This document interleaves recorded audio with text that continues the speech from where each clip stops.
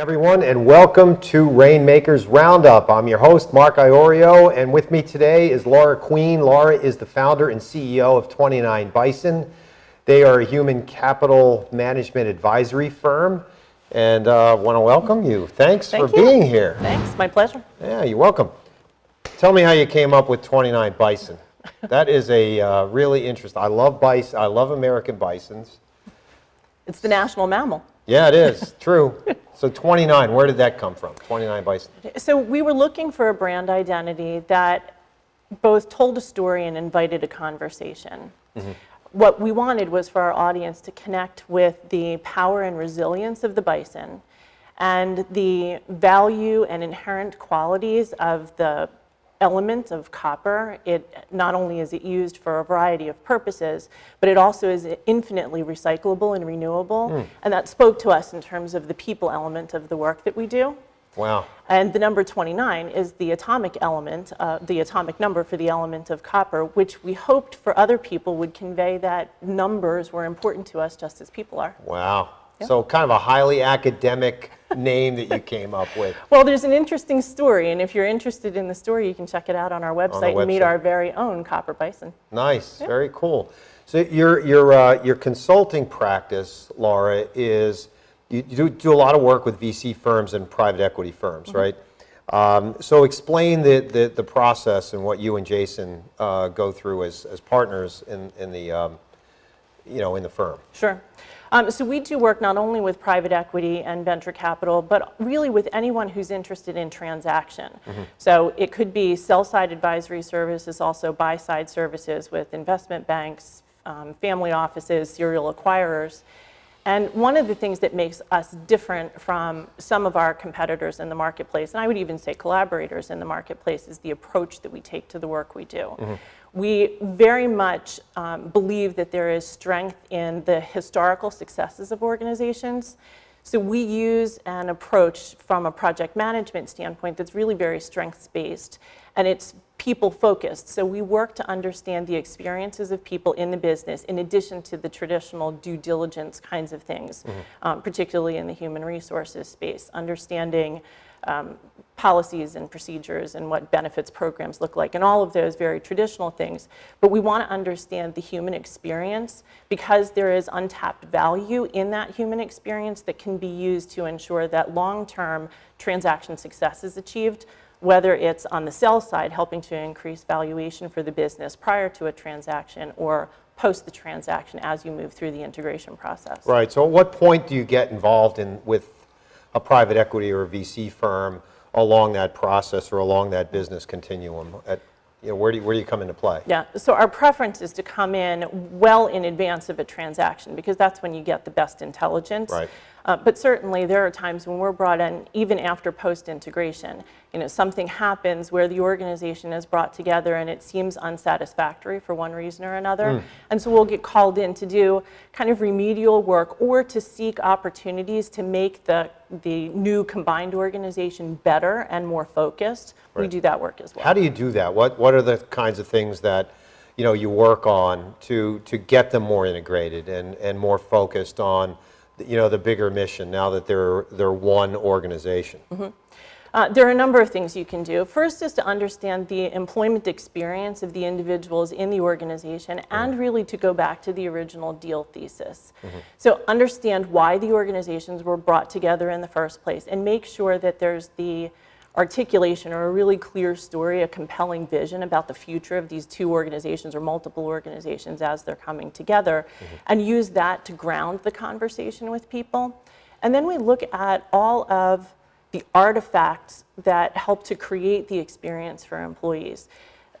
Culture is created either consciously or unconsciously, but it is created out of all kinds of things like policies and procedures, the practices and structures we use, the technologies that we employ, benefits, compensation schema, even the language that we use. And very often we find that there are similar, but in sometimes competing definitions about the terms we use to describe things in our experience. Right. One organization, for example, may view the idea around respect as being particularly important as a core value, but they define respect from a behavioral standpoint very different than their new sister organization. And helping to understand from people how they define them, what the behavioral definitions of those things look like, how they play out in the workplace, and articulating that across the two organizations can help to level the playing field somewhat. Yeah.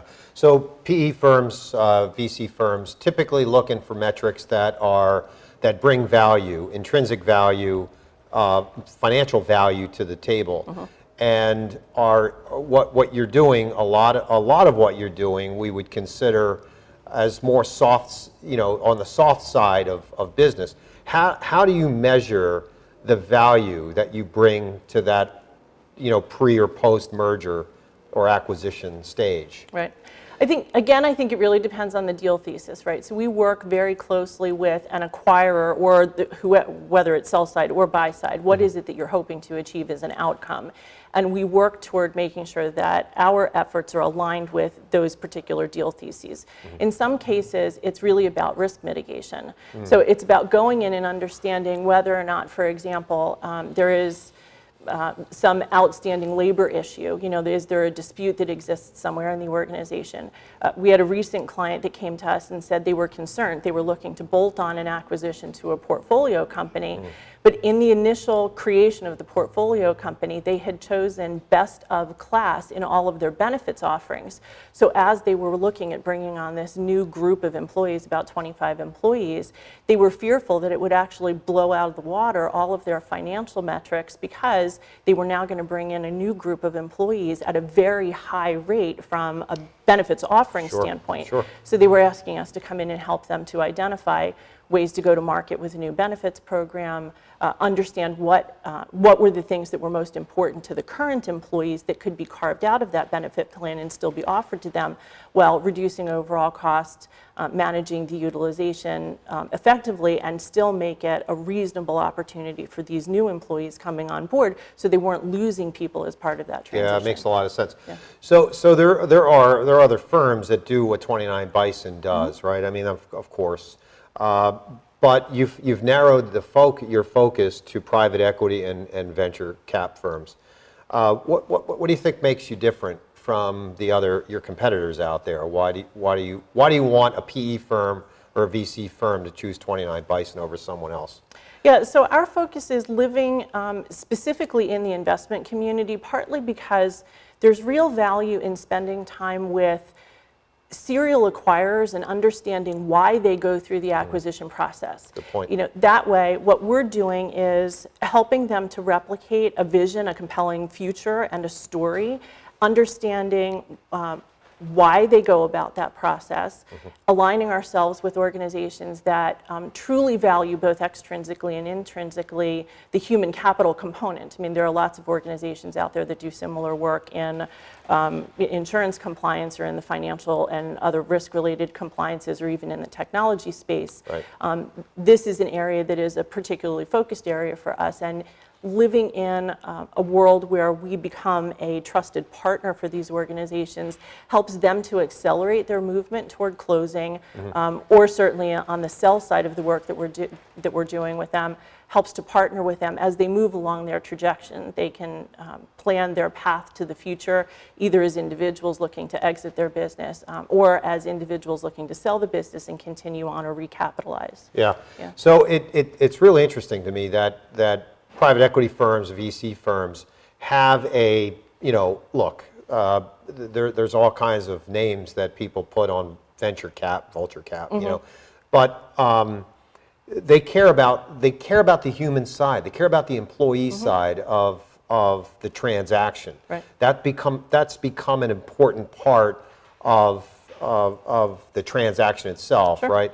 So have you seen that shift occur over the years? I mean, has it gone from, I really don't care about people more so than the bottom line, to where we are today?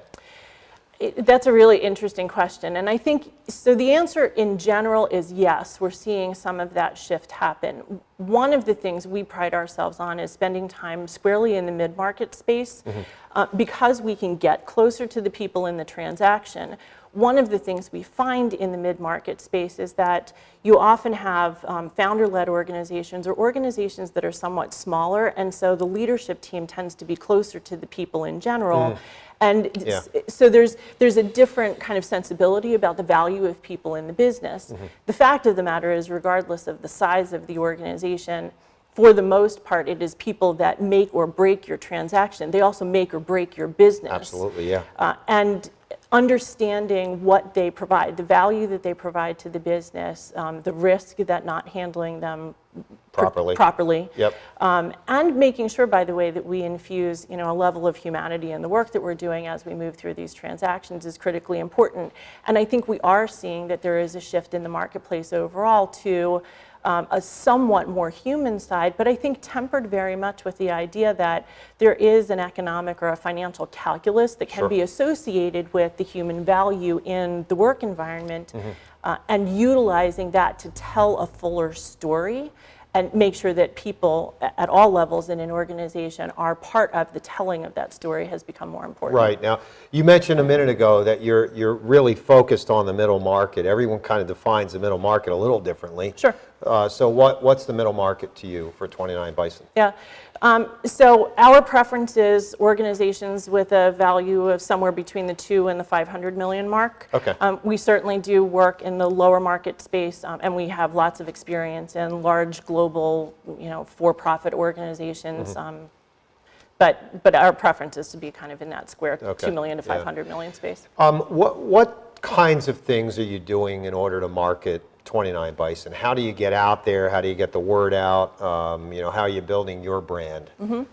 A variety of ways. So some very traditional marketing. We're out there scouring the net to try to identify potential places, family offices, private equity firms in the mid-market space. We do a lot of work with affiliated organizations, collaborators for us, so financial services firms, wealth management firms, valuation firms, law offices, making sure that we're connecting ourselves with those folks as well. Right. Oftentimes they know of a need before we would know of a need because of the kind of work, the advisory service they're providing to their clients. Yeah. So we're doing a fair amount of social media, so you can find us on Twitter, on LinkedIn, on Facebook. Sure. Speaking engagement, so we go out and meet with community organizations, introduce ourselves. We'll do workshops for organizations on a variety of different topics, spending time in this kind of media venue. Right. Yeah. Yeah, that's great. What are you finding in terms of the economy itself? I mean, in terms of headwinds or things that you might be running up against that are not problematic, but issues that you might be dealing with out there in the marketplace. Yeah, from a marketplace standpoint, I think the thing that gets in the way for us has less to do with the economics of the circumstances at a macro level. It really has more to do with being able to tell a compelling story from the standpoint of what is the value that human capital represents to the business, or what is the risk that it represents to the business, particularly in deal making. And so we've partnered with a number of organizations and a number of folks that are sharing something of the agita that we feel around making sure that we're able to kind of put together the numbers and the human connection. But even that is changing. There are things that are happening even at the SEC level right now that are forcing conversations around understanding what the financial value of human capital is. And we are thrilled, really, to be at the forefront of some of those conversations. Great. Yeah. Good. We're going to take a quick break. And when we come back, we're going to talk more about 29Bison and maybe a case study that you could share with us. We'll be right back after a message from our sponsors. From pearly white. Love yourself. Love your style. Pearly white. Love your smile.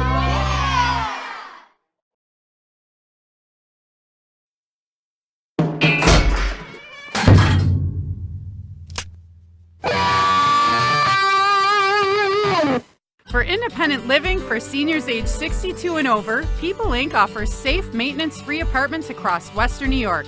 The affordable rent is income-based. For more information, call People Inc. Senior Living at 817-9090. In a world where bankers have lost all interest, where robots and fat cats rule our fortunes, one woman will stand up and strive to do the impossible. Be treated like a person. Friends and neighbors will join her quest. Ordinary people will band together against the forces of corporate greed. And together they will form Philadelphia Federal Credit Union, already in a neighborhood near you. Assurance. It's a word, a touch, a look that sparks a feeling. Peace of mind that everything will be all right. These are the moments that inspire us to do more than you'd ever expect from a car insurance company at a price that's less than you'd expect. This is more than just insurance. This is Plymouth Rock Assurance. Visit us at PlymouthRock.com.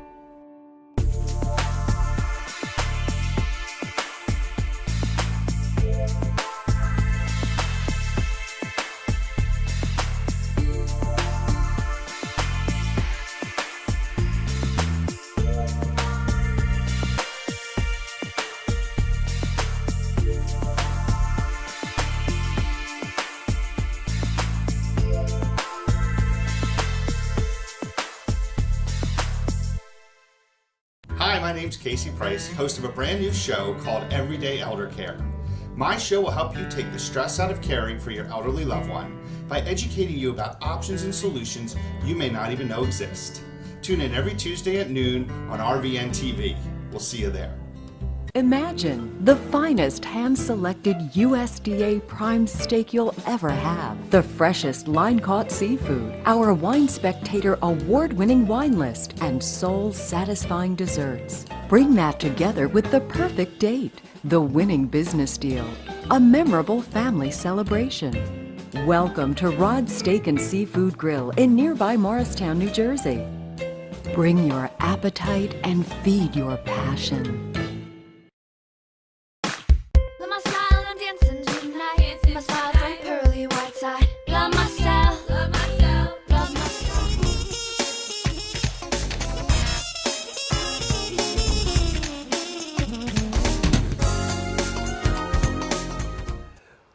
Good morning and welcome back to Rainmakers Roundup. I'm your host, Mark Iorio, and I am with Laura Queen today. Laura is the founder and CEO of 29Bison, human capital advisory firm.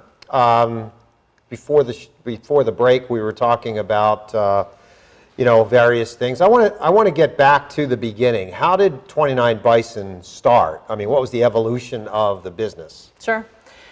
So there are a group of us. There are 6 of us, 3 equity partners and a group of senior advisors in the business. And all of us have worked together over better than a decade in various organizations. And some of us have actually sort of separated and come back together a number of times. That's interesting. Yeah. So it's a magnetic attractor, I think, which we love.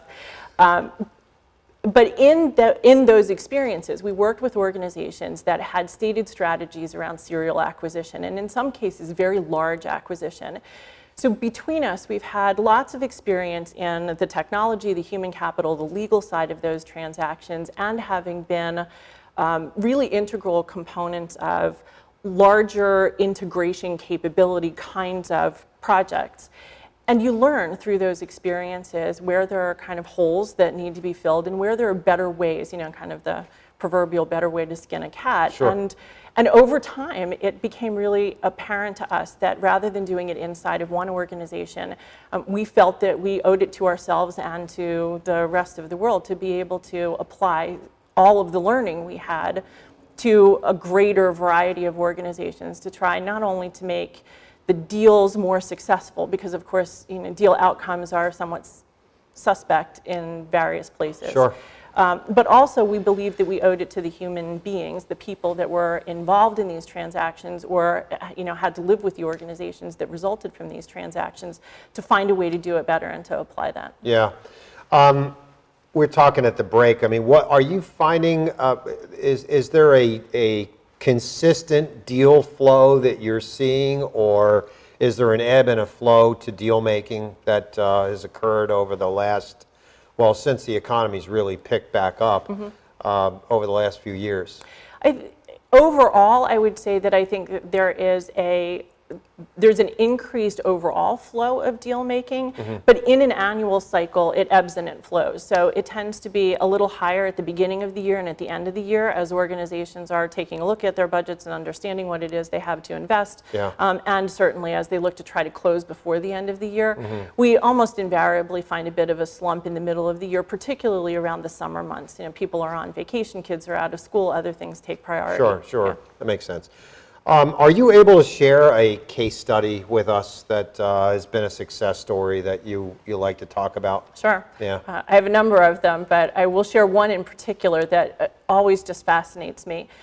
One of the differentiating features of the work that we do is to try in all of our deal making to spend time directly with line level employees in the organization, and if not, at least get to the supervisory level.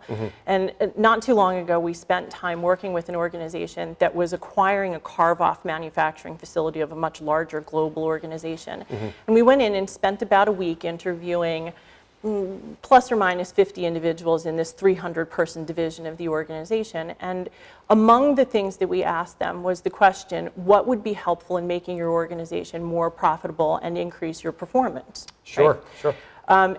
As we started talking with them about the performance and productivity questions, almost universally, the groups that we talked to said, we would really like for somebody to increase our bandwidth.